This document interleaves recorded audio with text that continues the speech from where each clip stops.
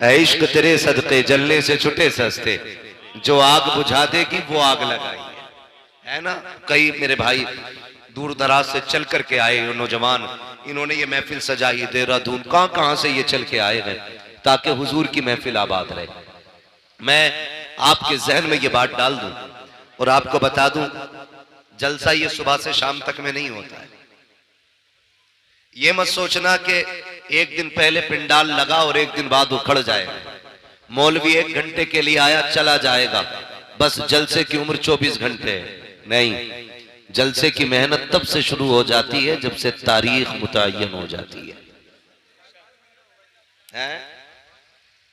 तारीख लिए हुए ना 4-5 महीने हो गए, इस जलसे की तारीख नवाब भाई ने लिखाई थी और ये कह के लिखाई थी बड़े अच्छे लोग हैं, एक बार आओगे तो याद रखोगे। मैंने कहा फिर तो कोई खास बात होगी, हिंदुस्तान घूम लिया। ऐसे बहुत कम लोग हैं जो याद में रहते हैं। मैं खुल के ये बात कह रहा हूं, बहुत कम लोग हैं, 2 ही लोग याद रहते हैं, या तो बहुत अच्छा करने वाले याद रहते हैं या फिर बहुत बुरा करने वाले याद रहा करते हैं। सही कह रहा हूं ना?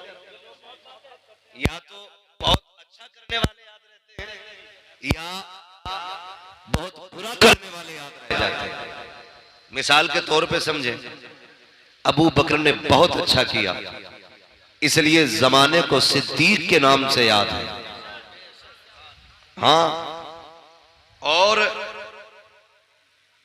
अबू जहल ने बहुत बुरा किया, इसलिए पूरी दुनिया को दुश्मने मुस्तफा के नाम से याद है।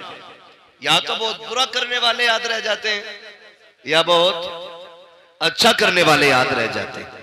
अल्लाह आपको सलामत रखे, जज़ाए खैर दे, आपकी नस्लों में खुदा बरकतें दे। मैं ये कह रहा था, जब से तारीख मुकर्रर होती है ना, जब से जलसे का आगाज हो जाता है, और ये कमेटी, ये जलसा कराने वाले लोग कितनी अपने खिलाफ चलने वाली हवाओं का मुकाबला करते हैं, ये सिर्फ यही लोग जानते हैं।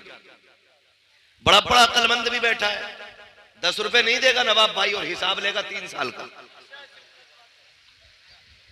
है ना? 3 साल का हिसाब लेता है। बोले भाई 3 साल पहले तक का हिसाब तो तब हम 10 रुपए देंगे। जेब में रख अपने 10 रुपए को। तेरे जैसे कंजूसों को, दीन को तेरे जैसे कंजूसों की जरूरत नहीं। अगर तेरे पास जलसे में देने का पैसा नहीं है ना, तख्ती लगा के मर जाना, ये कौम तेरा कफन भी दे सकती है। सीधी सी बात। 10 रुपए दे के 3 साल का हिसाब मांगा। मैं नौजवानों से गुजारिश करूंगा, मैं एक बात कहता हूं, दीन या तो दरसगाह से फैलता है, हसन भाई, या तो दीन दरसगाह से फैलता है या खानकाह से फैलता है, या फिर इस तरह की हुजूर की जिक्र की महफिलों से दीन फैलता है। समझ गए मेरी बात? मदरसे की उम्र आम तौर पे जो हम समझते हैं, हालांकि इल्म सीखने की कोई उम्र, कोई कैद नहीं। मेरे नबी ने तो ये फरमाया कि मां की गोद से लेकर के कब्र तक इल्म सीखो, ये उम्र है। लेकिन होता क्या है, अक्सर 15 साल 20 साल हम मदरसे में जाने की उम्र समझते हैं। जब ये उम्र गुजर जाती है तो फिर सोचते हैं मदरसे जाने की उम्र खत्म। फिर कई चीजें होती हैं। हमारे साथ भी कई बच्चे मदरसे पढ़ने आए थे, लेकिन किसी को भूख ने रोक दिया, किसी को जरूरतों ने रोक दिया, किसी को घर के खर्चे ने आगे नहीं बढ़ने दिया, किसी को बाप की कमजोरी ने बैठा दिया। कितनी मुश्किलें होती हैं कि बच्चे पढ़ने चाहते हैं लेकिन हालात आगे नहीं बढ़ने देते। मैं बच्चों को मशवरा दूंगा, अगर सर पे हाथ रखने वाला बाप मौजूद है और आगे सफर करने के रास्ते आसान हैं, तो फिर पीछे मुड़ के नहीं देखना है, फिर आगे बढ़ते जाना है। और इतना पढ़ना है, इतना पढ़ना है कि हक लेने के लिए भीख न मांगनी पड़े। तेरी तहरीर, तेरी सवाल और तेरी काबिलियत ये कह दे कि इस कुर्सी पे अगर हक चलेगा तो सिर्फ काबिलों का चलेगा, जाहिलों का नहीं। ये सबसे ज्यादा जरूरी काम, ये सबसे ज्यादा जरूरी काम है। अल्लाह माफ फरमाए, हमारी कौम जमींदार बहुत है क्या नहीं? जमींदार बहुत है, इतने जमींदार है कहने कोई जरूरत नहीं पढ़ने की। 10 बीघे अल्लाह कुरैत की जिंदगी गुजार लेगा। यही कह रहे हैं, हमारे तुर्कों के हालात तो यही है, और जिनकी रोडों पे आ गई कसम से फटे जा रहे हैं। अब लल्ला खुल के गुंडागर्दी कर रहा, क्योंकि अब केस में लगाने के लिए भी पैसा खूब है। 2 करोड़ रुपए बीघा मिला, ये सोच के ना हम बिगड़ रहे हैं। याद रखिए, अरबों खरबों की ताकत एक तरफ और तन्हा गरीब के कलम की ताकत एक तरफ। आप इस चीज को समझ लें, कलम सबसे ज्यादा अहम है। कलम को कभी दौलत भी नहीं खरीद पाती है, और कलम चाहे तो सेकंडों में दौलत को मिट्टी बना देता है। कलम असल है, पैसा असल नहीं। आप तालीम पे ध्यान दें, पढ़े आगे। तो मैं ये बात अर्ज कर रहा था, कंजूसी की भी हद नहीं। 10 रुपए देके कह रहा है हिसाब दो 3 साल का। नहीं, मेरी कौम के नौजवानों, मुश्किलें आएंगी। कमेटी वाले खड़े ना यहाँ पे लड़के, कितने लोग हैं कमेटी वाले? हाथ उठा के बता दो। सारे कमेटी वाले मेरे सामने खड़े, कुछ सो भी गए होंगे ना माशाल्लाह जाके। और कमेटी वालों के लोग कितने साथ हैं, जरा हाथ उठा के बताते हैं। सुभान अल्लाह, माशाल्लाह, सारे कमेटी वालों के साथ हैं। मैं समझता हूं काश हुजूर ये कह दे, कहां है जो मेरे मीलाद की जलसे की कमेटी कहलाते थे, फिर तो बेड़ा ही पार हो जाएगा। मुश्किल होता है ना। ये आप ही के गांव के लोग हैं ना? बोले जरा, बोल सकते हैं तो? आपके गांव के लोग हैं ये? भाई इसको ऐसा करो कि ये गला ना पकड़े। आपके गांव के लोग हैं ये? जानते ही ना आप सबको। अच्छा, ये लोग कहते थे ना बीच में, इसका आवाज बढ़ा दो। बीच में जो लोग कहते थे, अरे भाई ये जो जलसा कर रहे हैं ना, ये पेट पालने के धंधे, जुगाड़ चलता रहे, एक बार चंदा कर लिया साल भर खाएंगे। कान खोल के सुने, एक एक बंदा कमेटी का देख लो। मैं कमेटी को नहीं जानता, मैं अभी उन लोगों को जानता हूं जिनसे मेरी मुलाकात हुई है। ठीक है, दावत मुझे नवाब भाई के जरिए मिली है। मैं यहां चापलूसी और दलाली करने नहीं आया, मैं एक बात समझाने के लिए आया हूं। जो ये बात कही जाती है ना कि भाई क्या फायदा, क्यों कर रहे हो, क्या नतीजा है, मैं दावे के साथ कहता हूं, जिन इलाकों में जलसे नहीं होते ना, उन इलाके के लोगों को कलमा तक सही से याद नहीं है। कलमा तक याद नहीं। कई ऐसी जगहें जहां पे कभी जलसा नहीं हुआ, वो लोग कहते हैं कि पहली बार आपको सुन के इन लोगों ने बुलाया है। लेकिन मैंने पूछा बताओ कमियां क्या क्या है? उन लोगों ने कहा आज भी हमारे गांव में पीपल की पूजा होती है, आज भी मुसलमान होली दिवाली पे घरों को लीपा पोता करते हैं। मैंने कहा कमी क्या है? कहा कभी जलसा नहीं हुआ है। मैं कहना यह चाहता हूँ, जिन इलाकों में जलसे नहीं होते वहां दीन से दूरियां होती है, और जहां नबी के जिक्र की महफिलें सजती है, जवान तो छोड़ो, बूढ़े तो छोड़ो, अगर बच्चों से पूछो बता मुस्तफा कौन है, तो बच्चा खड़ा होकर कहता है हुजूर के बारे में पूछते हो तो सुनो, सरवर कहूं के मालिक को मौला कहो तुझे, बागे खलील का कुले सेवा कहो तुझे, तेरे तो बस गायब है तनागी से है बरी, है रागू मेरे शाह, मैं क्या क्या कहूं तुझे, लेकिन रजा ने खत्म सुकर इसमें कर दिया, खालिक का बंदा खल्क का आका कहो तुझे। ये नारे तकबीर, नारे रिसालत, सरकार की आमद, सरकार की आमद, सरदार की आमद, जोर से बोलो, आदमी की आमद, मौलाना मुफ्ती अहमद रज़ा रामपुरी जिंदाबाद, हरीपुर का सुन्नी मुसलमान जिंदाबाद। भैया सबको ही रामपुरी बना ले, मसला कोई नहीं। रामपुर भी मेरा, मुरादाबाद भी मेरा।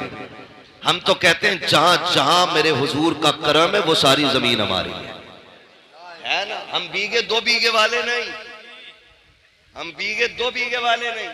कायनात हमारी, कायनात हमारी है। हम बीघे 2 बीघे वाले नहीं है ना, हम बीघे 2 बीघे वाले नहीं।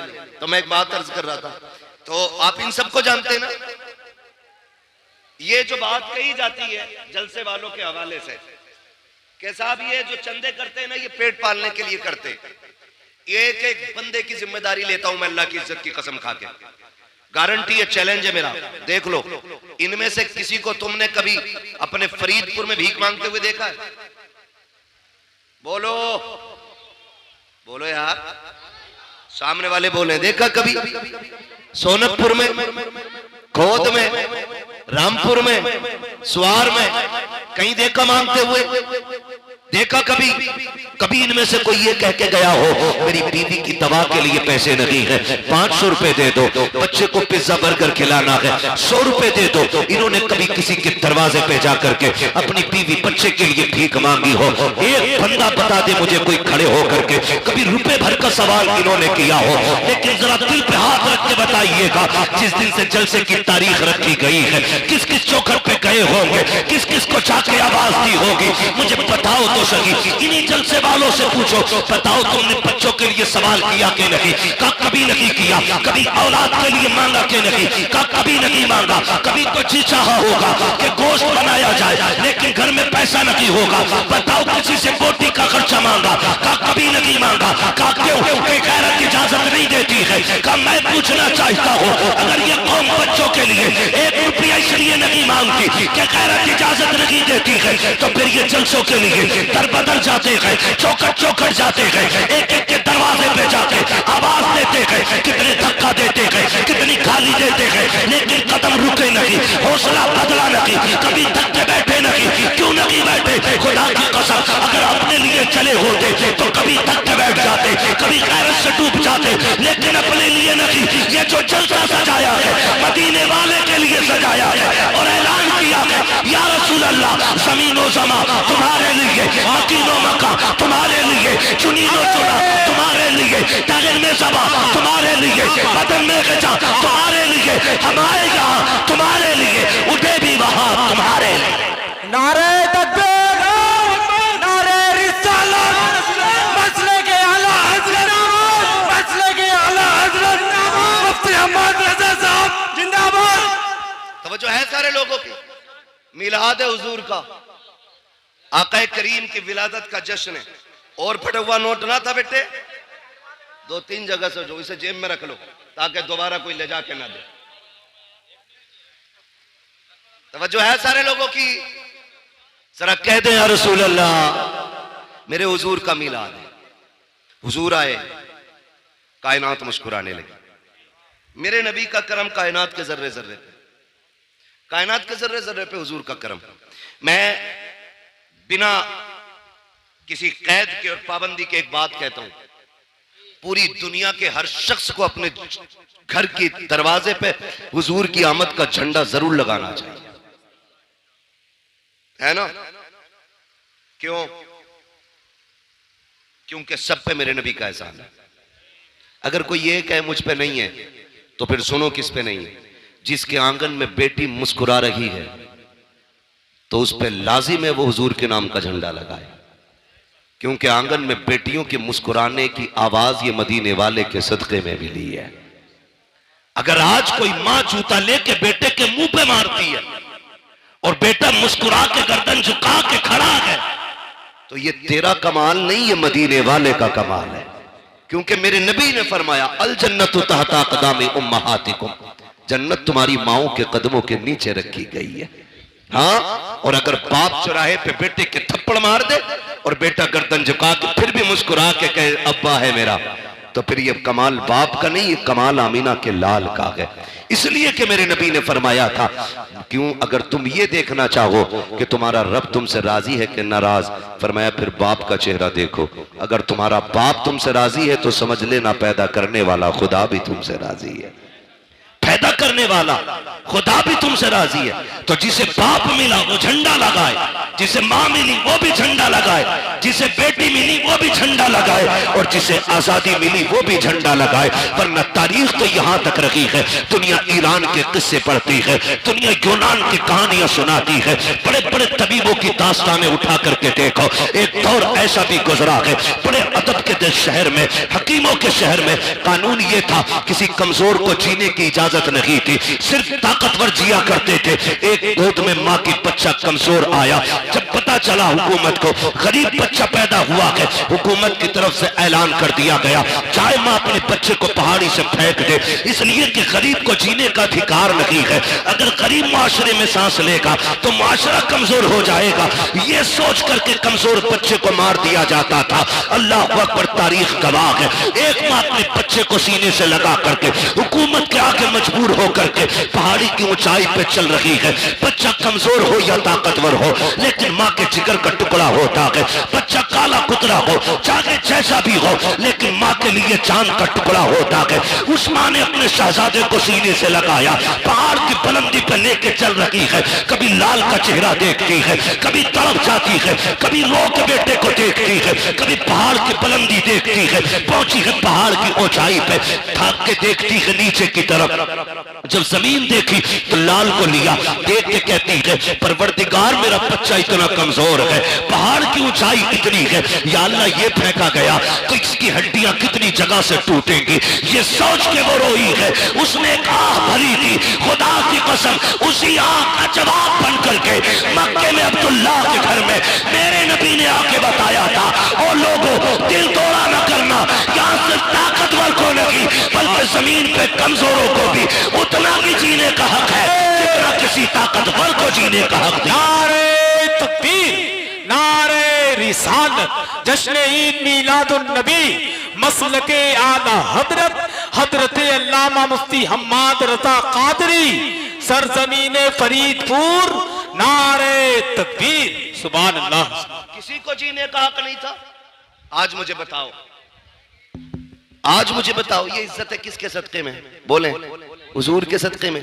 मेरे आका ने आते ही सबसे पहला मक्के शरीफ में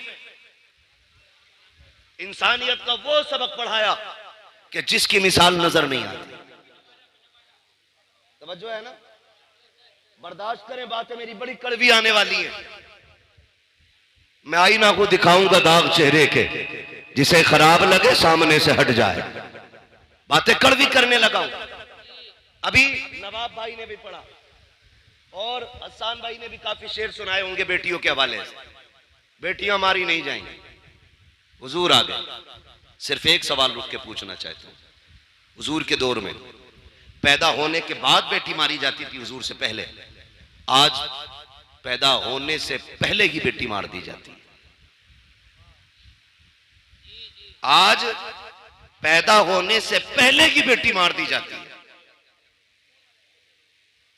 पहले लोग दामाद बनाना पसंद नहीं करते थे, आज बहू बना के बेटी मार दी जाती है। किस दौर में जी रहे हैं हम? यह सबक था मेरे नबी का। डॉक्टर इकबाल ने कहा था, यूं तो सैयद भी हो, मिर्जा भी हो, अफगान भी हो, तुम सभी कुछ हो, बताओ कि मुसलमान भी हो। क्या आज बेटियां नहीं मारी जा रही? आए दिन अखबार में देखो, जहेज के लिए गला घोट दिया, गाड़ी के लिए आग लगा दी बेटी में। क्यों? क्या ये किसी के जिगर का टुकड़ा नहीं? आज बेटियां सामान की तरह बेची जा रही हैं। हम मुसलमान हैं। एक दिन मुसलमानों के हालात देखे मैंने। पहले जो अंग्रेजों में और मगरिबी तहजीब में जो चलन था ना, लड़की लड़का एक जगह बैठ करके अंगूठी पहनाते थे। गैरत का जनाजा निकल गया हमारी। आज कलमा पढ़ने वालों में यह चलन आ गया है, एक ही स्टेज पे, एक ही मंच पर दुल्हा भी होता है, दुल्हन भी होती है। इंगेजमेंट का वो बेगैरती वाला नाच नाचा जाता है कि लड़का लड़के को अंगूठी पहनाता है, लड़की लड़के को अंगूठी पहना रही है। कहां चली गई हमारी हया? कहां मर गया जाके आंखों का पानी? ये दिन देखने बाकी थे उम्मत को। एक तरफ खजा के अंदर बेटियां बुर्का पहन करके सो रही है कि अगर हमारे ऊपर बिल्डिंग गिर भी जाए, लोग हमारी लाशें निकालने आए तो हमारा बदन बेपर्दा नहीं होना चाहिए। वो नकाब में खजा के अंदर मलबे से तभी निकलती है और हिंदुस्तान पैश की सांस लेने वाली मेरी कौम की बेटियां बेगैरती का जनाजा, इतनी तेजी से गैरत का जनाजा निकाल रही है, अंगूठी मर्दों के सामने पहना रही है। और यार किधर चली गई हमारी गैरत? मैं पूछना चाहता हूँ, आका करीम तशरीफ लाए, बेटियों को इज्जत मेरे नबी ने बख्शी है। मुझे बताओ तो सही, हमने मुआशरे को कितना बचाया है? कितनी आसानी से कह देते हैं मौलाना 7 उम्रें करके आया हूं, मैंने 8 उम्रें कर लिए हैं। क्या नतीजा है इस उम्रों से? अगर तेरी बेटी मंच में बैठ करके गैरों के सामने अंगूठी पहनाए, इसे गैरत कहते हो, इसे तरक्की कहते हो? मैं तो ये कहता हूं वो अंधेरा की भला था कि कदम राह पे थे, रोशनी लाई है मंजिल से बहुत दूर हमें। रोना नहीं चाहिए आज हमें, रोना नहीं चाहिए। बात उलमा की आती, कहते मौलवी पुरानी बात पीट रहा। याद रखिएगा, हम पुरानी करते हैं लेकिन इतनी भी नहीं कि जो चले ना। हम जो बात करते हैं ना, ये वो बात है जो खुदा की कसम यहां भी चलेगी, मरने के बाद वहां भी चलेगी। भाई इसका ई को कम करो, आवाज दो यार, आवाज साफ समझ में आनी चाहिए। तवज्जो है ना सारे लोगों की? ये कंडीशन हमारी है। अंगूठी पहनाई जा रही है, अंगूठी, शर्म नहीं आती है? जानते हो तो मैं बताऊं इस्लाम का दौर कैसा गुजरा। मौलाए कायनात मौला अली रजी अल्लाह ताला, जिनको हैदर कर्रार कहा जाता है, जिनको शेरे खुदा कहा जाता है, जिनकी तलवार चलती थी तो फिजा से आवाज आती थी, आवाज आती थी शाह मर्दा शेर यज़दा कुव्वत परवरदिगार ला फता इल्ला अली ला सैफा इल्ला जुल्फ़िकार।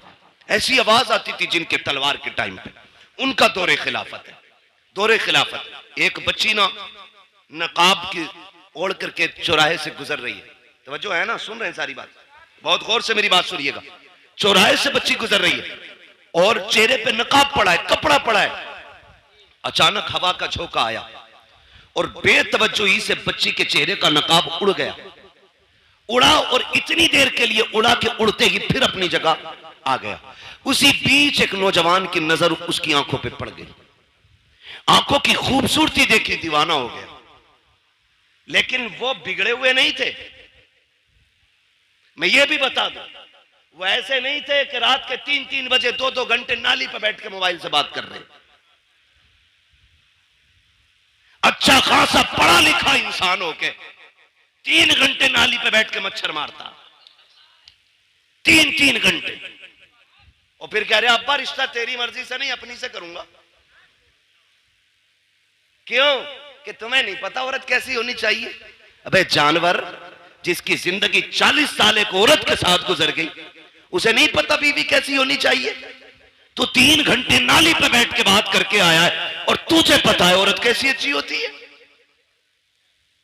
ये कंडीशन हमारी कौम की। तो चेहरे पे नजर पड़ी ना, जैसी नजर पड़ी देखा तो कुछ और नहीं, एक बूढ़ी औरत को बुलाया, कहा अम्मा, कहा हाँ, कहा फला जो बच्ची है ना उसके लिए मेरी शादी का पैगाम ले जा। क्या कहा? क्या ले जाना है? शादी का पैगाम ले जा। जब इतनी बात कही ना, बुढ़िया ने कहा क्यों? कहा अम्मा बात यह है कि वो रास्ते से गुजर रही थी, मेरी नजर उसकी नजरों पे पड़ गई और मैं उसकी आंखों पे फिदा हो गया, मुझे उससे निकाह करना है।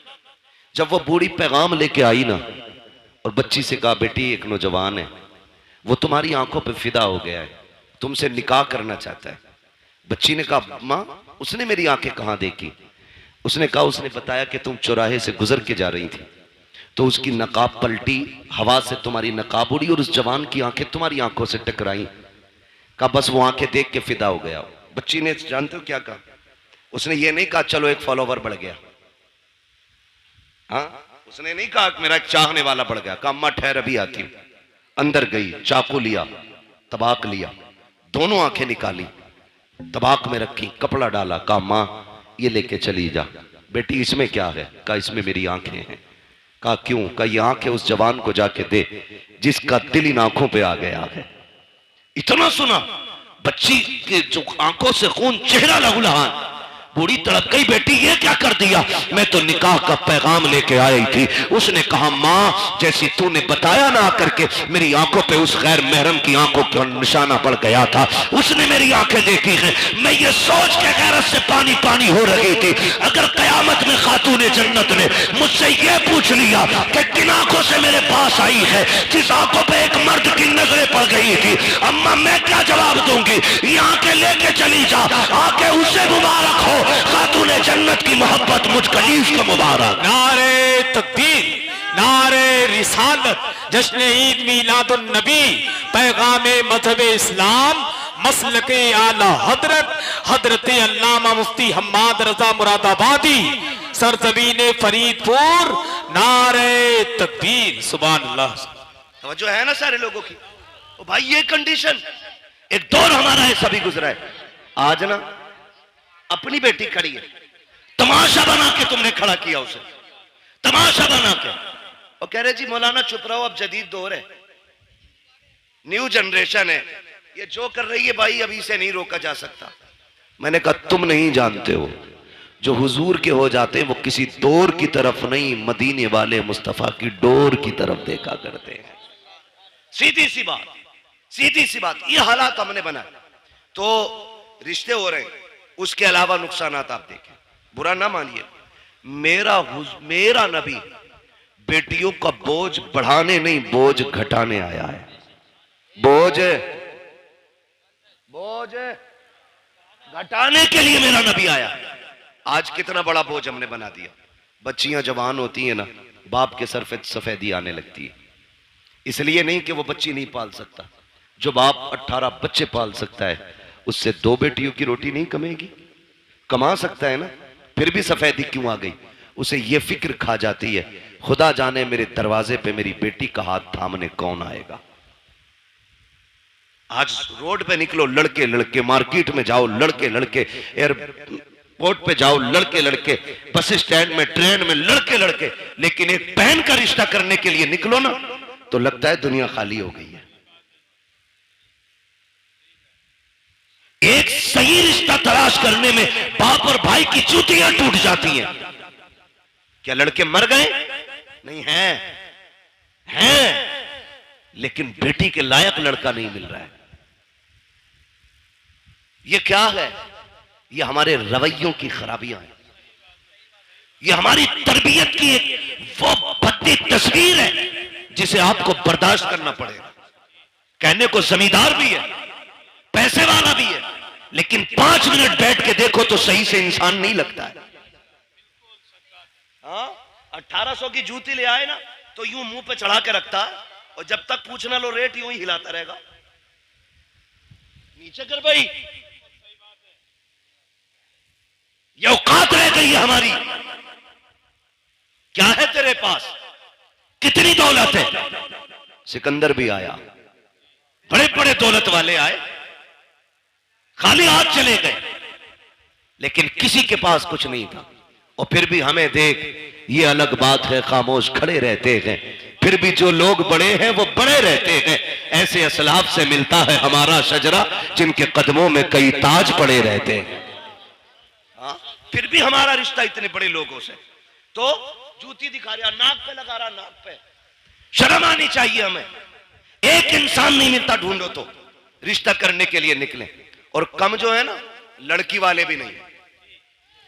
जिम्मेदार सिर्फ लड़के वाले नहीं, लड़की वाले भी हैं। क्योंकि जरा सा चमकदार लड़का देखा ना, फर्स्ट ऑफर होता है 10 दूंगा, रिश्ता करा।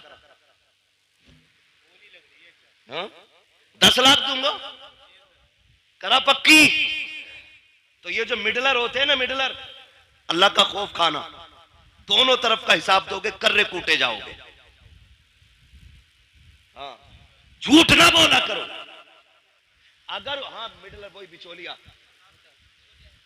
बिचौलिया समझ रहे ना, बिचौलिया जो दोनों तरफ से इधर का पैगाम उधर, उधर का इधर करता। इसका काम यह था इधर का पैगाम उधर पहुंचाना, इधर की उधर लगाना नहीं। लड़की वाले ने अगर कह दिया ना रिश्ता कराओ 10 दूंगा, कह रहे अरे यार 10 दे रहे, 15 तो वहां से मिल रहे, लबारे बेच रहा। गलत नहीं कह रहा हूं, कह रहा 10 दे रहे, 12 वहां से मिल रहे, 15 वहां से मिल रहे। गैरत आनी चाहिए। मुझे तो कभी कभी हैरत होती है, जब तक रिश्ता नहीं होता अब्बा भी चौक में बैठ के कहता है मेरे लल्ला की 70,000 कमाई है, 80,000 कमाई है। जब उसी लल्ला के सर पे सेरा बन जाता है, 8 दिन के बाद बुला के कहता मौलाना तावीज तो दे दो। क्या हो गया? जब से घुसाए घर से निकल नहीं रहा है, 1 रुपया कमा के हमें नहीं देता। मैंने कहा चचा बताना, अभी 7 दिन पहले तो कह रहा था 80,000 कमाता है। कहा मौलाना तुम नहीं समझोगे, रिश्ता नहीं हो रहा था तो 80,000 कमाए, 80,000 बता रहा था। मैंने कहा रिश्ता करने के लिए नहीं, तूने डाका डालने के लिए 80 बताए थे, किसी का घर लूटने के लिए 80 बताए थे। तो ये जो बिचौलिया होते हैं, तुम्हें खुदा का वास्ता झूठ बोल के रिश्ता ना कराना। ऐसे रिश्ते कराओ कि जिन रिश्तों को तुम जोड़ दो आखिरी सांस तक जुड़े रहे। खुदा की कसम, जोड़े भी दुआएं देंगे, उनकी आने वाली नस्लें भी तुम्हें दुआएं देंगी। नारे तकबीर, नारे रिसालत, सरकार की आमद, मरहबा, सरकार की आमद, मरहबा, मक्की की आमद, मरहबा, मदनी की आमद, मरहबा, नारे तकबीर। नारों में लगा दो या तकरीर में लगा दो। खैरियत है सारे? चलूं आगे जरा, कह दे या रसूल अल्लाह और जोर से। कुर्बान जाए तुम्हारी जवानी के कसम से, है ना? पबजी कितने लोग खेलते हैं? हाथ नहीं उठवाऊंगा। कई तो पागल हो चुके और कई पागल होने बाकी है। जहां देखो वहीं पे इश्क के बीमार बैठे हैं, हजारों मर चुके और सैकड़ों तैयार बैठे हैं, है ना? मेरे बच्चों कान खोल के सुनो, जो आज पबजी खेलेंगे कल भीख मांगेंगे। ये लिखो, तावीज बना के जेब में रख लो। जो आज तालीम के वक्त में गेम खेलेंगे वो कल जवानी में भीख मांगेंगे। जो आज कलम चलाएंगे कल कंप्यूटर उनके इशारों पे नाचेगा। हमें अपना वक्त तालीम को देना है, पढ़ाई में देना है। सेहतें कई बार देखा 12वीं का झंडा लिए ऐसे हिला रहा और झंडे से ज्यादा खुद हिल रहा। ये जवानियां हमारी। सही सा आदमी थप्पड़ मार दे तो बिजली का पंखा बना देगा और कह रहा वहीं बनेगी बाबरी मस्जिद। तो उससे अपनी मस्जिद तक जाया ना जाता, बाबरी मस्जिद बनागा। ये कंडीशन हमारी कौम की है। महबूब ने फरमाया जल्दी सोया करो और जल्दी उठा करो, कभी बीमार नहीं हो। 11 बजे तक 1 बजे तक पबजी खेल रहा है, 12 बजे सो के उठ रहा, 12 बजे फिर कह रहा बरकत नहीं हो रही, बाबा तावीज दो दो। ऐसी पाखंडी बाबा बैठा है, इतना ढोम घाटी है कि वो कह ही नहीं रहा गलती क्या है। तावीज पे तावीज, इसे सोफे में रख, इसे तकिए में रख, इसे गिलाब पे लगा, इसे पेड़ पे लटका, इसे तरास में लगा, इसे शटर में लगा, इसे बाजू में बांध, इसे गले में लटका। खुदा की कसम खा के कहता हूं, जब तक अल्लाह राजी नहीं होगा तावीज तो क्या पूरा पीर गले में लटका ले, कुछ नहीं होगा। खुदा को राजी कर ले, तेरी आंख बाद में खुलेगी। रिस्क का इंतजाम वर्षों से पहले कर दिया जाएगा। जो रज़ाक है उसे भूले बैठे हो, जो चोर है उसे बनाए बैठे हो। सब कुछ बदलो यार अपने तरीके। हम तो मुसलमान हैं, हम जोर से हम मुसलमान हैं। तो देखो हालात कंडीशन ऐसी है। तवज्जो है सारे लोगों की? जवान है आप लोग? अच्छा एक बात बताओ, खाली लंगर के सहारे आए कि घर से भी कुछ खा पी के आए? खा के आए तो कम से कम इतनी आवाज तो निकालो कि लगे कि पेट भर के बैठे। कहते जरा या रसूल अल्लाह। अल्लाह सलामत रखे। भाई तुम तो मेरे कान पे ही बोल रहे हो। अल्लाह आपको सलामत रखे। अगर ये अंदाज है तो बड़ा प्यारा है। तवज्जो है साहब? नींद तो नहीं लग रही अभी? थोड़ा सा वक्त बाकी है, बस बर्दाश्त कर लें। दवा जितनी ज्यादा कड़वी होती है फायदा उतना ज्यादा होता है। बस यही समझ के, कड़वी बातें समझ के बर्दाश्त कर लें। अल्लाह आपको सलामत रखे। ये रिश्तों की कंडीशन है। 10-10 लाख में लबारे बिक रहे हैं और बिकने वालों को मैं कुत्तों के पिल्ले से भी ज्यादा अहमियत नहीं देता। नुकसानात बहुत है। तो जरा सा चमकता लड़का देखा, 10 दे देंगे, कराओ बात। लड़के वाले के भाव हो गए 10 मिलने। इतने तो मेरी जमीन में भी ना बढ़े। 5 बीघे ली थी, अभी वही 8 की हुई है, 7 की ली थी। और लड़के में डायरेक्ट 10 लाख कहा नहीं जी वहां भी नहीं करनी है। तो लड़की वाला फिर कह रहा है चलो 15 दिलवा दियो। मैं आपको एक बात बता दूं, जिंदगियां पैसे से खुशी के साथ नहीं गुजरती हैं, जिंदगियां प्यार से खुशी के साथ गुजरा करती हैं। अगर पैसा खुशी के लिए काफी होता ना तो आज आप देखें जितने एक्टर्स हैं, किसी के 6 निकाह हो गए, किसी के घर में 17 निकाह के बाद कोई आके 18वें निकाह में बैठी है, जबकि पैसा मुंह छूटे। पता ये चला दौलत में सुकून नहीं, मदीने वाले की सुन्नत में रब ने सुकून रखा है। पैसे वाला ढूंढ रहा 10 लाख 20 लाख, और पता ये चला कि बिक गई सारी। 8 दिन न लगे, बिक गई। क्योंकि लल्ला बस कहते पहले पता चला था कि बियर पी रिया, तो क्या बियर छोरी वो जूस पीवे, जूस बता रहा बियर को, शराब है ये, हराम है ये। मौलाना जूस है ना, मौलाना को ना पता। बेटे जितने ब्रांड तू जानता है ना वो कहां से बनते हैं ये सब मौलाना जानता है। ये कान खोल के सुन लेना कि मौलाना को जूस बना के उल्लू ना बनाना। मौलाना इस जूस की पूरा मिक्सचर जानता है ये कहां से बना है। तो कह रहे जूस पी रहा, शादी से पहले जूस पी रहा था, आप चुपके से कह रहे रात को ना कोई तावीज दे दो, पौवा पी के पड़ा था, बिक गई सारी, रह गई धरी की धरी दौलत। रिश्ते अगर तलाश करने गए अमीरों की चौखट पे नहीं, मस्जिद के दरवाजे पे जाके तलाश कर। आप कहेंगे वहां कैसे, गारंटी है मेरी, जा। अगर तुझे बेटी का निकाह करना है ना, पाबंदी से बाजमात नमाज अदा करना शुरू कर।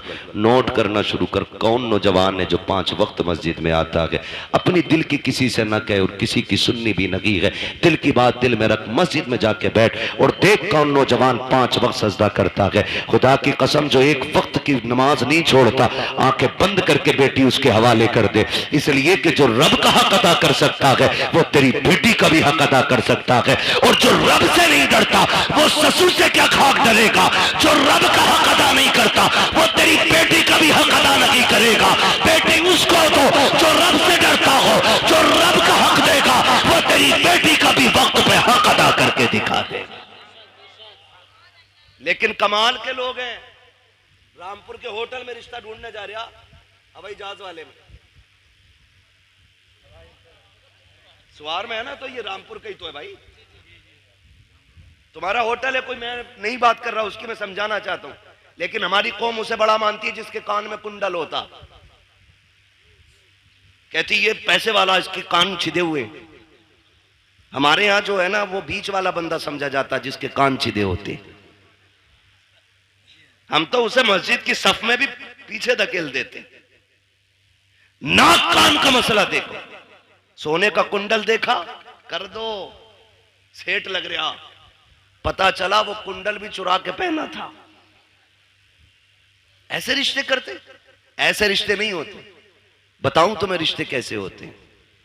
मक्के की जमीन है, अब्दुल मुत्तलिब का आंगन है, चांद सा रब ने बेटा एक और अता किया, दुनिया जिसे अब्दुल्ला कहती है। कौन है अब्दुल्ला? मेरे नबी के वालिद। हसीन कितने, इतने हसीन थे कि औरत मर्द भी जियारत के लिए, झलक पाने के लिए सड़कों पे लाइन लगाए खड़े रहते थे। इतना हसीन अल्लाह ने हजरत अब्दुल्ला को बनाया। पैदा कहां हो रहे, कहां पैदा हो रहे? मक्का शरीफ। कहां? मक्का शरीफ।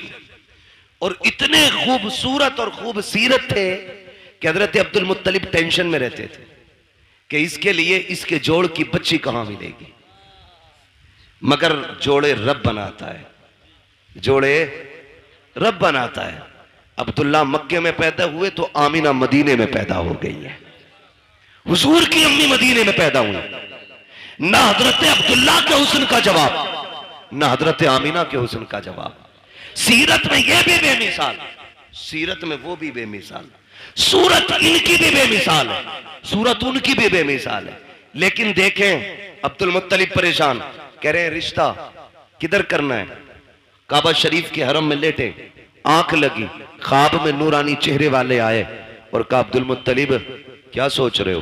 का बेटा है, जोड़ नहीं मिला पा रहा हूं। फरमाया परेशान ना हो, सुबह उठना, मदीने जाना, वहाब बिन मुनब्बा की बेटी का हाथ मांग लेना, रब ने उस आमिना को तेरे अब्दुल्ला के लिए बनाया है। जब उन्होंने ये बात कह दी ना, आप फरमाने लगे आप हैं कौन? कहने लगे मुझे नहीं पहचाना, मुझे जद्दुल अंबिया इब्राहिम खलीलुल्लाह कहा जाता है। यह भी बता दूं, रिश्ते जितने ज्यादा अच्छे होते हैं बिचौलिया उतना ज्यादा अच्छा होता है। समझ गए ना? चोरों के बिचौलिए चोर ही बनते, ख्याल रखिएगा, समझा रहा हूं कुछ मैं। आयत रहते इब्राहिम खलीलुल्लाह, जाना सुबह उठना और जाके उनकी बेटी का हाथ मांग लो। आप उठे, मदीना शरीफ पहुंचे। कौन है अब्दुल मुत्तलिब? किसी मोहल्ले के जिम्मेदार नहीं, कोई क्या बोलते हैं अध्यक्ष नहीं, चेयरमैन नहीं, काबे के मुतवल्ली है, खानदान कुरैश के सरदार है। पावर इतनी है कि अबरहा भी आता है ना हाथी की फौज लेके तो नजरें झुका के बात करता है, इतनी पावर वाला। बेटों को लिया, सुने देखो रिश्ते कैसे होते हैं। बेटों को लिया, मदीना शरीफ आ गए। वहाब बिन मुनब्बा की चौखट है, जबकि वहाब बिन मुनब्बा भी सरदार है, लेकिन इतने बड़े नहीं थे वो छोटे सरदार। आके ना आवाज आई, कौन? का अना अब्दुल मुत्तलिब। इतना सुना ना माथे पे पसीना आ गया वहाब बिन मुनब्बा के। इतना बड़ा सरदार मेरे दरवाजे पे। दरवाजा खोला, देखा तो देखते रह गए। आपने कहा वहाब बिन मुनब्बा क्या देख रहे हो? कहा मैं ये देख रहा हूं मेरा नसीब मक्के का सरदार, खानदान कुरैश का पावरफुल सरदार मेरी चौखट पे। कहा जी। का तशरीफ लाइए। 3 दिन तक मेहमान नवाजी की। 3 दिन के बाद कहते हैं सरकार बताए ना कैसे आना हुआ था। अब जरा गौर से सुनना प्यारे, रब ने जिन्हें बेटे दिए हैं बहुत गौर से मेरी बात सुनिएगा। मक्के का सरदार है, पावरफुल है, ताकत वाला है। आपने अपनी चादर की झोली बनाई, बनाने के बाद वहाब के सामने फैलाई। कहा था वहाब बिन मुनब्बा। कहा जी। कहा अपनी बेटी आमिना भीख में दे करके मेरी इज्जत में 4 चांद लगा दीजिए। देखो बेटियां इस तरह मांगी जाती हैं, बेटियों को इस तरह भीख में लिया जाता है। कितना सीना ठोक के कहते हो 10 देगा तो बारात लेके आऊंगा, 15 देगा तो बारात लेके आऊंगा। बारात को कोरमा मिलेगा तब आएंगे। बोटी होनी चाहिए, हड्डी नहीं होनी चाहिए। तेरे बाप ने कमा के नहीं रखा है, जो तू बेटी के घर पे सैकड़ों को ले जाके हराम के लुक में तोला करता है। उसके बाद बाजू चढ़ा के मेरी कौम के बाप इतने खतरनाक होते हैं। पूछते गए कि बराती से पता नमक कम तो नहीं है, नमक ज्यादा तो नहीं है, ये पूछ करके क्या साबित करना चाहते हो? शरीयत में बारात का तसव्वुर भी नहीं है, और ये खाना लड़की के बाप पे आपके लिए लाजिम भी नहीं है। दबाव दे करके खाना खाते हैं हम लोग, जुल्म करते हैं बेटी वाले पर, और उसके बाद कहते हो कि अगर खाना अच्छा मिलेगा तो बारात आएगी। गैरत कर, देख तो सही बेटियां कैसे मांगी जाती है। वहाब बिन मुनब्बा के आगे अब्दुल मुत्तलिब ने झोली फैलाई है और कहा था अपनी बेटी दे करके हमारी इज्जत में 4 चांद लगा दो। कहते हैं परेशान क्यों होते हैं? सुनो अब्दुल मुत्तलिब, आमिना आज भी तुम्हारी है, कल भी तुम्हारी थी और कल भी तुम्हारी रहेगी। अब्दुल मुत्तलिब कहते हैं वहाब बताओ तो सही, अगर कोई रिश्ता करता है, बेटे की तहकीक करता है, पता करता है चलन कैसे है, पूछता है रवैया कैसा है। तुमने मेरे अब्दुल्ला के बारे में पूछा नहीं, मेरा बेटा कैसा है, करता क्या है? वहाब बिन मुनब्बा ने कहा था पूछने की जरूरत नहीं है। कहा किस लिए? कहा जो इब्राहिम तेरे ख्वाब में आया था वही इब्राहिम मेरे ख्वाब में आके बता के गया। नारे तकबीर, हाथों को उठाकर नारा लगाइए सारा मजमा। नारे तकबीर, सारे लोग हाथों को उठाकर लगाए। नारे तकबीर, नारे रिसालत, नारे रिसालत। मसलके आला हजरत, मसलके आला हजरत मुफ्ती हम्माद साहिब क़िबला, मुफ्ती हम्माद साहिब क़िबला। सरकार की आमद, सरकार की आमद, दिलदार की आमद, आका की आमद, दाता की आमद। फरीदपुर के सुन्नी जिंदा दिल मुसलमान, नारे तकबीर, नारे रिसालत। वाह, बहुत अच्छा। बताओ ना हमने कितने दुख कम किए बेटियों के यार, कितने दुख कम किए बेटियों के। आज बेटियां रोती नहीं है, आज भी बेटियां रोती हैं। जब शाम को थका हारा बाप मजदूरी करके घर आता है ना, और बेटी आगे रोटी रखती है तो हाथ कांपते हैं उसके, इसलिए कि वो बाप का उतरा हुआ चेहरा नहीं देख पाती। और ऊपर से हमारे समाज के ताने, कहते हैं घर में बेटियां पाल रहा है, इससे निकाह नहीं हो रहा है। ये ताने देख करके आप जीते जी मार देते हो बेटी के बापों को। किसने हक दिया हमें? ये किसने हक दिया? और हमारे रवैये देखे हम ही है। ये आज जो बेटियों को फांसियां लग रही हैं ना, ये आरएसएस वाले नहीं लगा रहे। खुदा की कसम हमारी बहुओं को हम ही जहर दे के मार देते। क्या रवैया हमारा ये? कौन सा तरीका ये? कब बदलेंगे हम? एक बाप बेटी का रिश्ता करने के लिए 3-3 बार 10-10 हजार का कर्जा लेके देखने वालों का पेट भराता है, और ये नाक तक खा के जाके कहते हैं बेटी पसंद नहीं आई हमें। वो बेगैरत जब पसंद नहीं थी तो गरीब बाप का खर्चा क्यों कराया? मर जाता ना खाता तो। समाज की मुश्किलों को आसान करो, यही 12वीं वाले का पैगाम है, यही 12वीं वाले का पैगाम है। लेकिन बढ़ाते जा रहे हैं। बढ़ाते जा रहे हैं। खत्म करें ये रस्म शाही, खत्म करें। चौक में, मंडी में, रोड पे जहेज रखा जाता है, उस वक्त तक गाड़ी में नहीं भरा जाएगा जब तक पूरे बस्ती को नुमाइश नहीं करा दी जाएगी। दिल पे हाथ रख के बता, आज मेरी बेटी है, कल तेरे आगे भी बेटी होगी। आज मैं चौक में रख के जहेज दिखा रहा हूँ, दुनिया के सामने ला के रख देता हूँ, लोग तमाशाई बन के देखते हैं। तुम क्या सोच के दिखाते हो, गाँव वालों को पता चल जाए मैंने क्या क्या दिया है? नहीं यार, तुमने तो दुनिया की सारी चीजें दे दी, क्योंकि रब ने तुम्हें दौलत से नवाजा था, तुम्हें पैसा दिया था, तुमने एक एक चीज ला के बहन बेटी के जहेज में रख दी। लेकिन तुम्हें नहीं पता उस जहेज को देखने के लिए सिर्फ अमीरों की बच्चियां तो नहीं आती हैं, ठेला चलाने वालों की भी बच्चियां आती हैं, खुरपा चलाने वालों की बच्चियां आती हैं, खेत काटने वालों की बच्चियां भी आती हैं, मजदूरी करके बच्चे पालने वालों की भी बच्चियां आती हैं। जब तुम्हारी बेटी के जहेज में रखा हुआ 40,000 का फ्रिज देखती होगी तो पता गरीब की बेटी के जिगर पे क्या गुजरता होगा। जब वो चीमते तवे से लेकर के कढ़ाई मशीन तक देखती होगी, मुझे पता मजदूर की बेटी के दिल पे क्या गुजरती होगी। तुम तो ये सोचते हो हमने जहेज इसलिए लगाया ताकि दुनिया 4 दिन तक बातें करे। खुदा की कसम, तेरी 4 दिन की ये बातें कहीं गरीब की आंख बन के तेरी खुशियों को डैना ले। ऐसा ना हो कहीं तेरे घर की खुशियों को आग ना लग जाए। जरूरी नहीं है जहेज रोड पे रखा जाए, दुनिया की दौलत उठा के दे, लेकिन तमाशा ना बना, मुट्ठी बंद करके दे दे। जो ले रहा है वो भी तेरा है, जो दे रहा है वो भी तेरा है, इसलिए गरीब को ना दिखा, मुट्ठी बंद करके दे ताकि तेरी भी राजी रखे और गरीब मजदूर की बेटी भी बाप के आंगन में राजी रहे। लेकिन हमने तमाशे बनाए, हमने नुमाइश बनाई और इस नुमाइश ने बेटियां हमारे सर पे बोझ बना दी। गलत नहीं कह रहा हूं, इस नुमाइश ने बेटियां बोझ बनाई, इस दिखावे ने मार डाला। अभी कुछ दिन पहले की बात, हम 2 बारातें थी। कितनी बारातें थी? एक बारात में हम भी थे और एक दूसरी बारात कहीं से आई थी, जाना एक ही घर पे था, एक ही घर पे दोनों बारातें आई। जो दूसरी बारात आई ना, दूल्हा ने बदतमीजी शुरू कर दी और इतनी बदतमीजी हुई कि निकाह नहीं हुआ। एक बहन का निकाह हो जाता है, दूसरी का नहीं हुआ।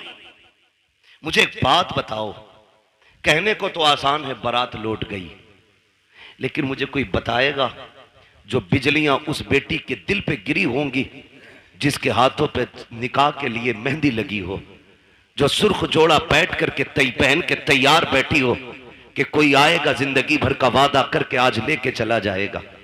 जब उसको पता चला होगा कि बारात वापस चली गई है तो कोई उसके दर्द का अंदाजा लगा सकता है? मुझे लगता है खुदा की कसम जो दर्द का झटका उसको लगा होगा, अगर समंदर में डाल दिया जाए ना उस दर्द का एक हिस्सा, तो समंदर भी सूख करके एक कोयला बन जाता। मगर मेरी कौम, हमने अभी तमाशे बंद नहीं किए हैं, अभी हमें गैरत नहीं चढ़ रही है। बदले ये रवैये, निकाह इतने आसान कर दो कि बेटियां रोए ना, कलमा पढ़े और कहे एहसान रब का हुजूर की उम्मत में पैदा किया गया। इतने आसान निकाह कर दो, इतना आसान कर दो निकाह। अल्लाह आपको सलामत रखे। मेरे भाई, ये मुश्किलें जो आई हैं ना बेटियों पे, इसे खत्म करने की कोशिश करेंगे इंशाल्लाह, करेंगे इंशाल्लाह। जो रिश्ता करने जा रहे हैं ना, ये भी 3-3 गाड़ी भर के लेके जा रहे हैं, देखने के लिए 10-12 लोग जा रहे हैं और एक झटके में तो मुंह दिखाई होती भी नहीं है। 8 लोग आए, देख के चले गए, फिर फोन की घंटी बजी, अब क्या रह गया ना, बुआ ने न देखा अभी, ला भाई बुआ भी ला, वो भी यतीम है। बुआ देख के गई, कह रहे हमारी वो जो है ना तेरी चचेरी मुमानिया, वो भी आएंगी, क्यों उन्हें भी हराम के खाने की आदत है ना, वो भी आएंगी देखने के लिए। ओ भाई बंद करो ये, लड़के के घर वाले देख ले, बहन मां देख ले, खाला फूफी सारी चली आ रही है ठलवी, कोई काम ही नहीं है। बंद करो ये तमाशे, निकाह इतना आसान कर दो कि बाप बेटी को बोझ ना समझे।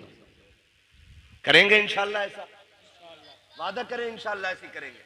कितने लोग 10 लाख लेंगे जहेज में? हाथ उठा के बता दें। कोई बात नहीं मेरे बच्चे, बात समझी नहीं उस बच्चे ने, इसलिए जल्दी में हाथ उठा दिया। डिमांड करेंगे। एक सबसे बड़ा नुकसान बता दूं, टाइम मेरा ओवर चल रहा है, लेकिन मैं फिर भी एक नुकसान बता दूं। जो लोग ना डिमांड रखते हैं, जब उनकी बहुएं घर में आ जाती हैं ना, तो तो फिर वो ससुर को अब्बा नहीं कहती हैं, सास को अम्मा नहीं कहती हैं, और शोहर को शोहर नहीं कहती हैं। क्या कहती हैं? सास को बुढ़िया, शोहर को, वो ससुर को डाकू, और शोहर को नौकर कहती है। इसलिए कि रिश्ता नहीं हुआ, उनके बाप ने गुड्डा खरीदा है। मालूम है तेवर क्या होते हैं अब्बा के? 1 रुपया भी कम हुआ बारात लौट जाएगी। तो जो 1 रुपया वो बाप लेके आता है ना, गोलक तोड़ के, नसीब फोड़ के, जैसे भी लाता है, वो बच्ची को याद रहता है। फिर वो तुमसे 1-1 रुपए का हिसाब लेती है, फिर जीभ निकाल देती है इतनी, फिर कह रहा अब्बा नहीं कह रही। क्यों? तूने कौन सा बेटी वाला रवैया इख्तियार किया उसके लिए? कल तू उसे सर पे हाथ रख के लाता, जैसे मेरे नबी का उमर लेके आया था, हजरत उमर फारूक आज़म। आज ना 10-10 लाख रुपए लेकर के तोलता फिर रहा, और फिर वो नहीं कह रही अब्बा बकरी बुड्ढे को चाय दे दो। क्यों कह? ये कह रहा मैडम जरा पानी लाना, तो कहती खुद भर के ला। 10 लाख दिए मेरे अब्बा ने। सब के आगे शेर बनेगा, फिर नोरा फिर रहा बीवी के आगे। ये 10 लाख की मार है जो लंगूर बना दिया इसकी शिकल को। ऐसे रिश्ते नहीं होते। हजरत उमर फारूक आज़म है, रात को टहल रहे अपनी मिल्कियत में, और ये देख रहे हैं कोई गरीब परेशान तो नहीं है, ये सोच करके टहल रहे ताकि कोई दुखी ना हो। जब एक गली से गुजरे ना, तो एक घर से, बेटे, एक घर से आवाज आ रही थी, बेटी दूध में पानी मिला दे। बच्ची ने कहा अम्मा उमर का दौर है। अम्मा ने कहा क्या हो गया? उमर थोड़ी देख रहे। कहा अम्मा उमर तो नहीं देख रहा, लेकिन उमर का खुदा देख रहा है। उमर का खुदा देख रहा है, लगा दे पानी दूध में। उसने कहा नहीं, मैं अपने रब के सामने चोरी नहीं कर सकती। हजरत उमर ने सुना, घर आ गए, गुलाम को भेजा, सुबह पता करो कौन है ये लोग। पता चला बेवा है, एक उसकी यतीम बच्ची है। अपनी बीवी से कहा मेरी शरीक है याद। कहा क्या? कहा तुम पूछ रही थी ना बेटे का रिश्ता किधर करना है, लड़की ढूंढो। कहा रात लड़की मिल गई है। कहा कहाँ आ गए? कहा एक बेवा की बच्ची है, यतीम है। कहा रिश्ता वहां करेंगे? कहा हाँ। कहा कौन जाएगा? कहा तुम जाओगी।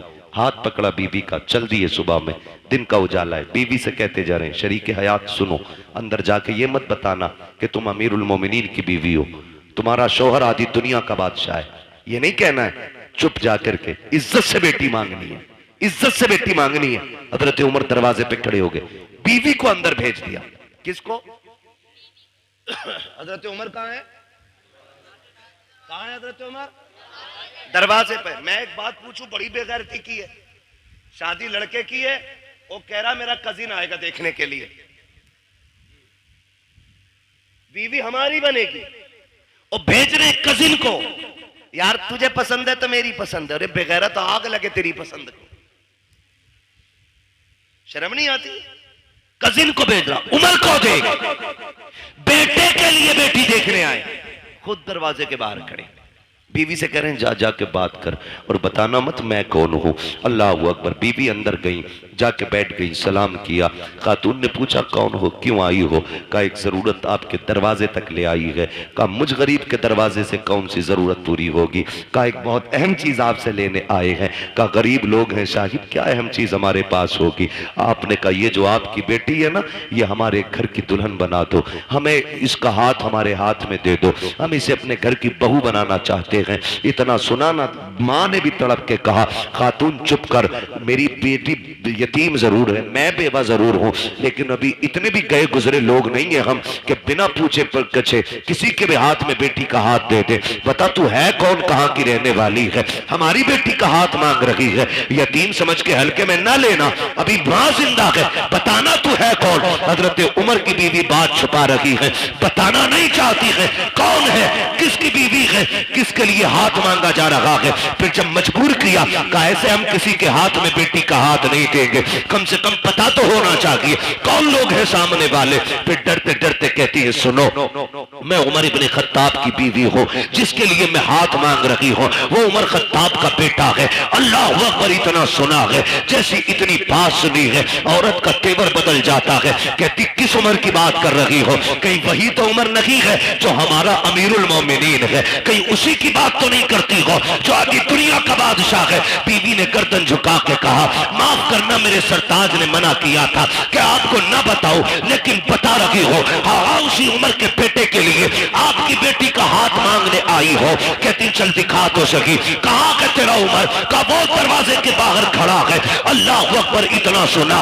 बाहर जब औरत आई है, हजरत उमर दीवार से लगे हैं, हाथ उठे हैं, आंख में आंसू है। कहते हैं मालिक उमर को खाली ना लौटाना, आज उमर की इज्जत रख लेना, आज उमर की लाज बचा लेना, मालिक मुझे खाली ना लौटाना। ये रोते जा रहे हैं, कहते जा रहे हैं। औरत ने आके कहा था, उमर क्या तू अमीरुल मोमिनीन है? कहा हाँ। काम तुम्हें बेटी नहीं दे सकते। कहा किस लिए? कहा था दुनिया के बादशाह का बेटा और इधर यतीम की बेटी, बताओ निभाओ कैसे होगा?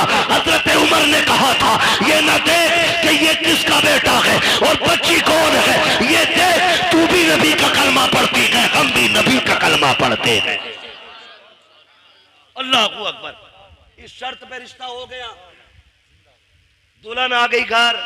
सुनो भाई, 2 लाख के चक्कर में बेटे की लाश बेचने वालों,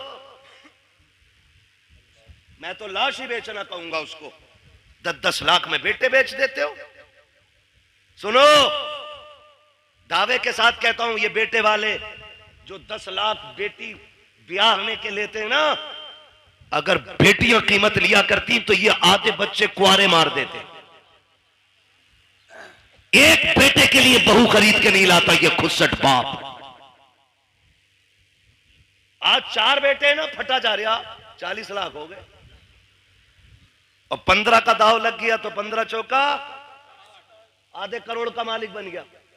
हिसाब लगाए बैठा उंगलियों पे। और बगैर तो सुनो, 60 ले ले या 80 ले ले, तुझे बेड पे 1 मिनट बैठने नहीं मिलेगा।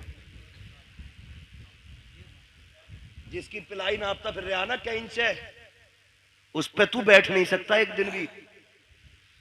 तेरे हिस्से में अगर आया तो ससुराल से मिला हुआ हुक्का ही आगा जो तेरे फेफड़े खराब करेगा। इसके अलावा तुझे कुछ नहीं मिलने वाला। तू मर क्यों रहा भाई? है लिस्ट अब्बा के ही हाथ में। हटो मत। अल्लाह कादिर मुतलक, जो सेहरे देना जानता है वो सेहरे लेना भी जानता है। जो मेडिकल लाइन से लोग जुड़े, कितने हादसे ऐसे होते हैं। 18 साल का जवान, 20 साल का जवान, पता चला अभी शादी का रंग नहीं उतरा था कि जोड़े कफन में बदल गए।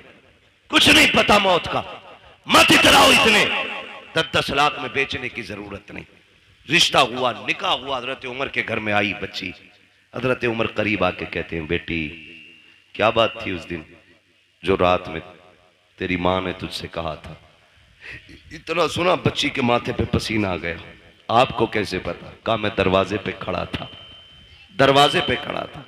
कहा जनाब बात ये थी कि मेरी मां कह रही थी दूध में पानी मिला। मैंने कहा उमर का दौर है। उसने ये कहा कि उमर देख थोड़ी रहा है। फिर मैंने ये कहा उमर नहीं देख रहा तो उमर का खुदा तो देख रहा है। हजरत उमर रो दिए और हाथ पकड़ा बच्ची का। कहने लगे बेटी बता मैं कौन हूं? बच्ची ने कहा आप मेरे चाचा लगते हो। फरमाने लगे ना बेटी, आज के बाद चाचा ना कहना, तू यतीम है, मुझे बाप कह के आवाज देना, मुझे बाप कह के आवाज देना। आज के बाद तू यतीम नहीं, आज के बाद उमर तेरे सर पे शफकत का हाथ रखता है। लेकिन सुन मेरी बेटी, रोज उमर को अदालत का काम रहता है, रोज फैसले सुनाने होते हैं। बेटी तेरी ड्यूटी इतनी है, जब उमर चलने लगे तो जो तूने अपनी माँ से कहा था खुदा देख रहा है, वही मेरे कंधे पे हाथ रखना और कहना अब्बा उमर फैसले सोच समझ के करना, खुदा देख रहा है। अगर तू ये कहती रहेगी उमर की अदालत से कोई फैसला कभी गलत नहीं हो सकता। तुम बहुओं को बाप वाला प्यार दो, वो तुम्हें बेटी वाला एहतराम देके दिखाएंगे। समझ रहे हैं ना मेरी बात? बेटी वाला एहतराम आपको देंगी। जो बेटियां एक बाप को एहतराम देती तो निकले इन सारे फसादों से। मॉल में दामाद नहीं खरीदना, दीनदार बच्चियां तलाश करें, दीनदार, हिप्पी कट नहीं। हाँ, बहुत पुरानी कटिंग थी वो याद है हमें, अब तो पता नहीं कौन कौन सी चल रही है। हाँ? ऐसा डिजाइन कह रहा मौलाना लड़की हमने देखी। ओहो कहां थे? कि फला जगह बर्थडे की पार्टी में देखी, हूर लग रही थी, हूर। आई है ना शादी के बाद जो दे दौड़ा ले दौड़ा, उठा पटक के भूत आ गए। मैंने भूत नहीं, पूरी भूतनी लेके आया है। उतार दो, मैंने कहा अपने बस की बात नहीं। भूत उसके उतारो जिस पे चढ़े हों, और जो खुद भूतनी हो। बोलो उसके कौन उतारेगा? कह रही ऐसे बाल पड़े थे मियां, देखता रह गया। धोखे में मत पड़ जाना, ब्यूटी पार्लर ने बड़ा काम खराब किया है। ऐसे रंग बिरंगी मुंह बना देते, ऐसा लगता है कभी कभी के आटे के बोरे से निकल के आई है। और कैमरा ऐसा ऐसा फिल्टर मार रहा, कलुआ भी कभी भूरा हो गया। ये कंडीशन है। फोटो भेज दिया, कलुआ का फोटो आया, पूरा मोहल्ला देख रहा, दामाद बड़ा गोरा है। और फिर इतना घना सेहरा बनवाया कि कुछ टिप ही नहीं रहा था उसमें। और जब चौथी में आए दामाद तो फिर ढूंढ रहे थे सब, दामाद नहीं आया। यही तो है। का मुंह कैसा? काबिल मस्जिद गए थे, वुजू किया तो मुंह धुल गया। तो ये कंडीशन, ये हालात है। बेटी दीनदार तलाश करो। ये भी हैरत की बात है ना, कह रहे IAS चाहिए, IPS चाहिए, BOMS चाहिए, LLB चाहिए। भाई तालीम अच्छी बात है। वो कहा था ना, गालिबन हफीज जालंधरी ने कहा था कि तालीम औरतों की जरूरी तो है, मगर खातून खाना हो वो सबा की परी ना हो। तालीम जरूरी है, लेकिन हया के दायरे में रहे, शरीयत की हदों को पामाल न करे। बेटी दीनदार ढूंढो, फिर देखो अल्लाह कितनी बरकतें अता फरमाता है। वरना गलत नहीं कह रहा हूं, सच्ची बात है ये। भाई आपकी वजह से ये कुर्बानी पेश कर रहा हूं, एयरपोर्ट का अल्लाह मालिक है, सच्ची बात है। जो जहेज में कुरान आता पूरी जिंदगी जुजदान में रहता है। वो बल्कि सास कहती है ना, पहले ही 3 रखे, इसे मस्जिद में दिया। टीवी अपने कमरे में, LCD अपने कमरे में, LED अपने कमरे में, फ्रिज संभाल के रखिए टूट ना जाए, वॉशिंग मशीन स्क्रैच ना जाए। बुढ़िया खड़े होकर ऑर्डर जारी कर रही है। आया ना कुरान, कहती लल्ला इसमें क्या, इसमें क्या? कि अम्मा कुरान है। ए लल्ला 4 तो पहले से घर में रखे थे, ये भी ले आए, इसे मस्जिद पहुंचा दो। अगर ये कंडीशन घरों की हो जाए ना, फिर पूछना मत कयामत कब आ रही है। समझ लेना कयामत तुम्हारे दरवाजे पे आके खड़ी हो गई है, क्योंकि तुम्हारे घर में टीवी और फ्रिज रखने के लिए जगह है और रब का कुरान रखने के लिए जगह नहीं है। सोचना और फैसला करना। गलत नहीं कह रहा हूं। पढ़े क्यों? क्योंकि हमने बेटी को पढ़ाना जरूरी नहीं, बेटी को कुरान देना जरूरी समझा है।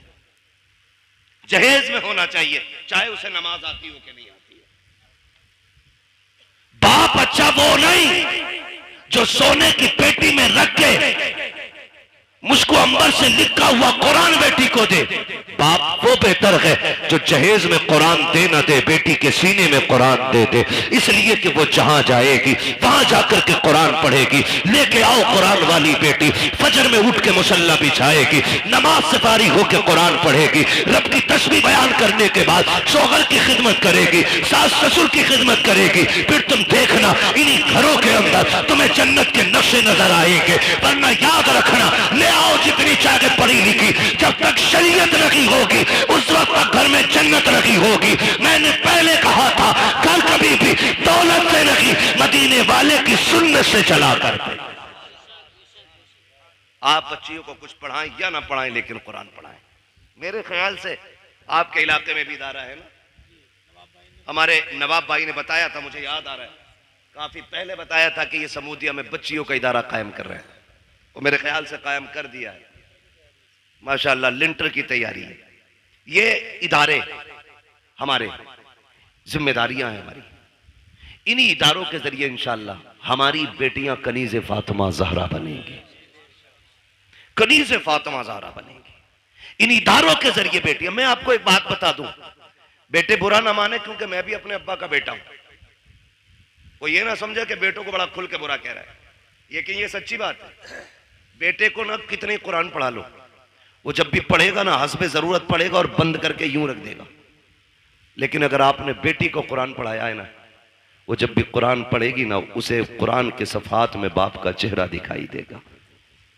बाप का इंतकाल हुए अगर 15 साल भी बीत गए होंगे ना, तो वो 15 साल के बाद कुरान बंद करके हाथ उठा के कहेगी, अल्लाह जो आयतें, जो रुकू, जो पारे, जो मैंने लाइनें पढ़ी है ना, इसका सवाब मेरे बूढ़े बाप की कब्र में अता फरमा दे।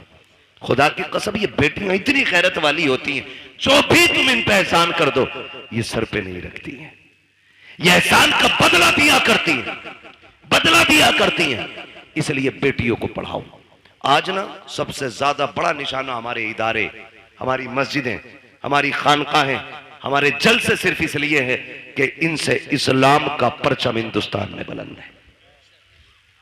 दुनिया मिटाने पे लगी है, कागज चेक करते हैं, रजिस्ट्रेशन में कमी हो, बैनामे में कमी हो, बिल्डोजर जाके चला दे। इतनी मजबूती से काम करो कि दुश्मनों के दांत कट्टे हो जाएं और तुम्हारी की हुई मेहनत ये बताए, यही है आरज़ू तालीम कुरान हो जाए, हर एक परचम से ऊंचा परचम इस्लाम हो जाए। इतनी जम के मेहनत हमें करनी है और हम अपनी कौम को इदारे देंगे, तालीम के मरकज देंगे। लिंटर पढ़ा के नहीं, अभी नहीं पढ़ा ना, तो उम्मीद है इंशाअल्लाह आप लोगों का साथ रहेगा इंशाअल्लाह।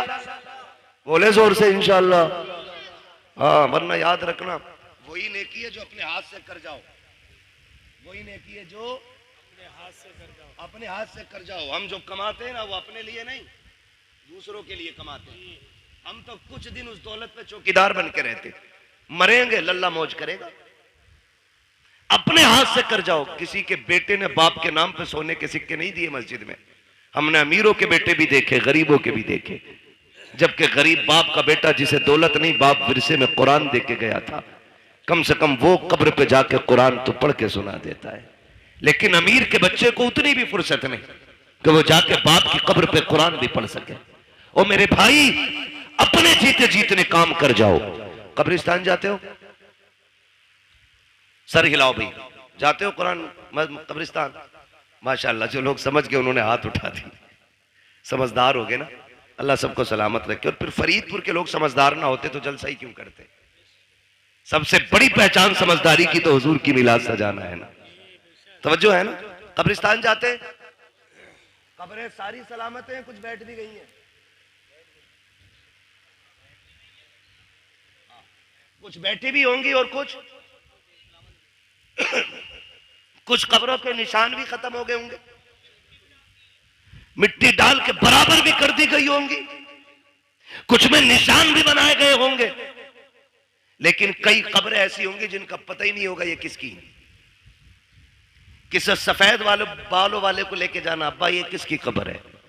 वो कहेंगे मैंने भी नहीं देखा मरते हुए, मेरे अब्बा ने बताया था कि यहाँ हमारे गांव के सबसे बड़े जमींदार दफन हुए थे। ये वो थे जो 500 एकड़ के मालिक थे।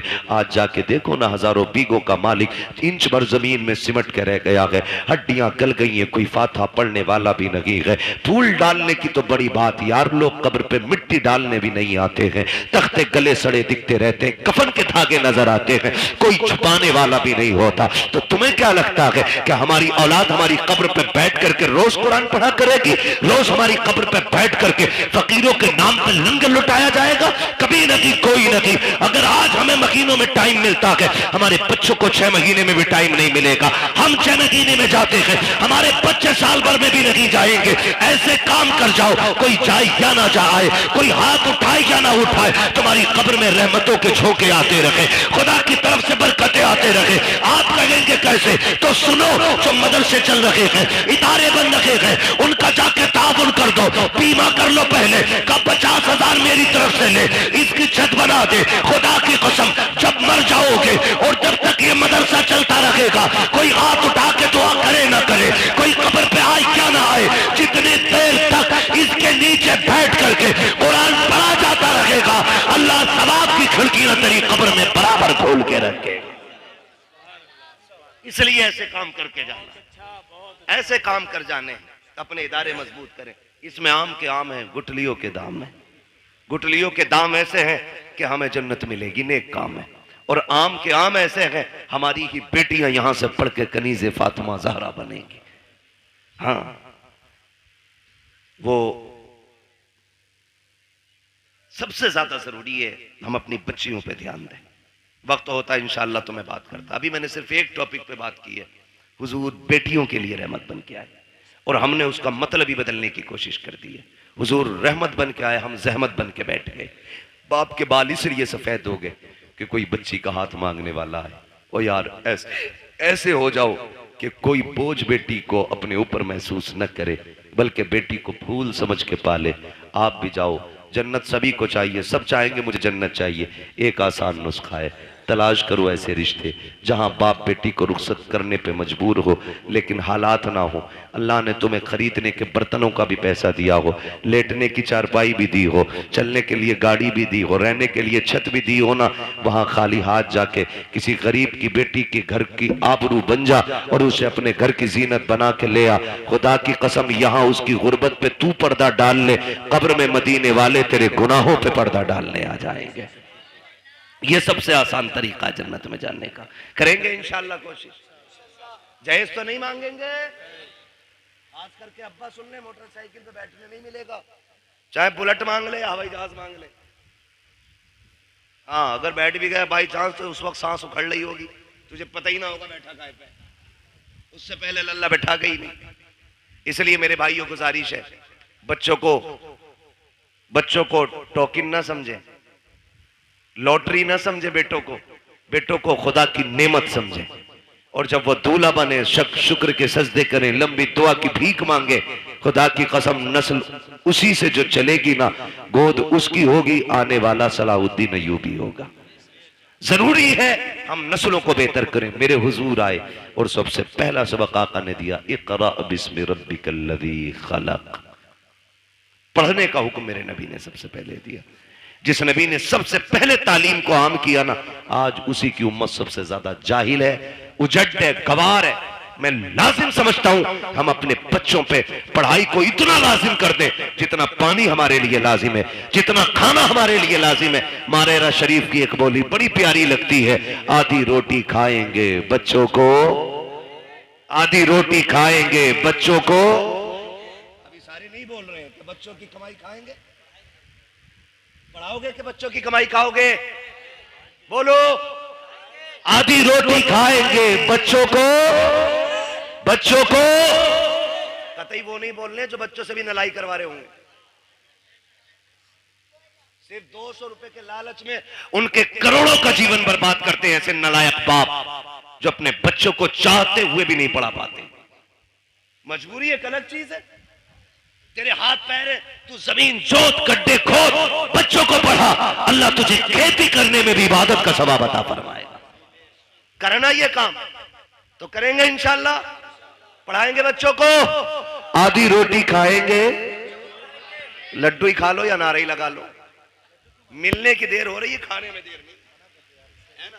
बस हो गया भाई, तकरीर मुकम्मल हो गई है, बस मैं आखिरी वादा ले रहा हूं, पढ़ाई की तरफ तवज्जो करेंगे इंशाअल्लाह, सारे वादा करें इंशाअल्लाह। पढ़ाएंगे बच्चों को, आधी रोटी खाएंगे, मिलाद में आएंगे, मुंह भर के लड्डू। हाँ, यही मसला सही है। अल्लाह आपको सलामत रखे। ये जो खा रहे हो ना, ये भी हुजूर का सदका है। ये जिस भाई की तरफ से अल्लाह उसे बरकतें दे। और हम सुन्नियों का तो नजरिया ये है ना, खाते हैं तेरे दर का, पीते हैं तेरे दर का, पानी है तेरा पानी, दाना है तेरा। और हम बरेली वाले तो और भी बढ़ के कहते हैं, तेरे टुकड़ों पे पले, गैर की ठोकर पे न डाल, झड़कियां खाएं कहां छोड़ के, सदका तेरा। अल्लाह करे ये जो बात मैंने आपसे कही है, खुदा करे इन बातों पे हम अमल की कोशिश करें। लाजिम ये है निकाह आसान करें। जो पैसा ना हम बच्चियों की शादी में लगा रहे हैं ना, इस पैसे को उन्हीं बच्चियों की तालीम में लगाइए, तालीम में लगाइए। घुटनों के बल आएंगे लड़के वाले रिश्ता मांगने के लिए। अगर आपने 10 लाख बच्ची की तालीम पे लगा दिया ना, तो ये घुटनों के बल आएंगे बेटी मांगने के लिए। लेकिन आप गलत करते हैं ना, वो जो तालीम पे लगना था वो जहेज पे लगा रहे हैं। ये मत कीजिए, ये तालीम पे लगाइए आप और बच्चों को कामयाब बनाइए। और सुने जनाब, जो आतिशबाजी में आप लगा रहे हैं और जो आप बारात के नाम पे और वेलकम के नाम पे लड़कों में और मेहंदी के नाम पे और हल्दी के नाम पे खर्च कर रहे हैं ना, इसे अपने बेटों की तालीम पे लगाइए। खुदा की कसम, किसी हल्दी की जरूरत नहीं है, तेरे बेटे का चेहरा चांद से ज्यादा चमकने लग जाएगा। लेकिन हमारी कोशिश ये रहेगी इंशाअल्लाह हम अपनी कौम तक सच्ची बातें पहुंचाएं, और यही कोशिश रहती है कि हमारी कौम तक एक भी पैगाम पहुंचे तो पहुंच जाए। अगर आज के बाद एक बेटी को भी किसी ने बिना जहेज के अपना लिया ना, मैं समझूंगा मिलाद कराने वालों की मेहनत कबूल हो गई है और बुलाने वालों का ये आना भी कबूल हो गया है। करेंगे इंशाअल्लाह। अगर बेटी वाला अपनी मर्जी से कुछ दे रहा तो दे, लेकिन हम दबाव प्रेशर नहीं करेंगे ना भाई। बस एक बात याद रखना, जिसने बेटी दे दी उसने सब कुछ दे दिया, अब और कुछ नहीं चाहिए। फरमाया गया वह मस्सा इला फला तनहर, महबूब तेरी चौखट से कोई खाली नहीं जाना चाहिए। अभी मैंने इस आयत के ज़िम्न में कोई बात भी नहीं की, अभी तो यूं समझे तमहीद थी, यहाँ तक पहुंचे, तकरीर का आगाज होना था। इंशाअल्लाह उल अजीज कभी वक्त रहेगा ना तो कभी फिर बात हो जाएगी। 1.5 घंटा मुकम्मल हो गया है, बस जो हुए गलत उनको माफ़ फरमाए रब्बे कायनात। जिंदगी ने दिया साथ, फिर होगी मुलाकात।